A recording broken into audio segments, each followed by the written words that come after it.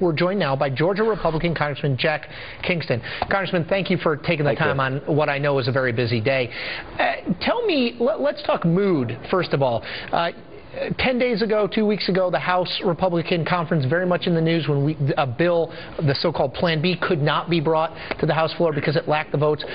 Where is the House Republican Conference now in terms of their mentality about making a deal on the fiscal cliff? And is there reason for optimism if something does get produced from the Senate sometime today?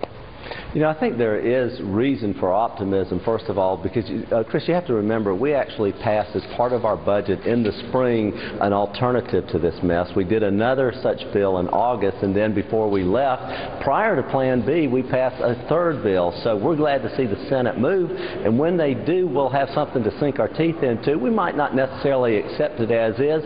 There will be some amending, I suppose, lots of debate, but I think that the House is ready to act. The difference between a Senate proposal now and Plan B last week is that this time we will not need to pass it only on Republican votes. We'll have Democrats who will be moving forward, and so I think you'll get a vote. Let me follow up on that because I think it's an important point. John Boehner, his speakership took a hit, and you can debate how big or how small, but he put a lot of weight and his political backing behind Plan B, couldn't bring it up for a vote. Can John Boehner bring a Senate-passed bill to the House floor that does not have a majority of the Republican majority who will vote for it and sort of retain his power as Speaker? What's your assessment on that? Because it seems very unlikely at this point that a majority of the 234 Republicans are going to be voting for anything that the Senate produces. Well, I think that Republicans will realize that the Speaker has done everything he can, and by not supporting Plan B, they set up kind of a high threshold, if you will, of expectation. However, remember, that was the majority of Republicans. If you have the Democrats voting on a new alternative from the Senate, then you only need, say, 25 or 30 Republican votes, and you'll get enough. And the reason why is because people will say, you know, we've made the case to continue the current tax rates as is.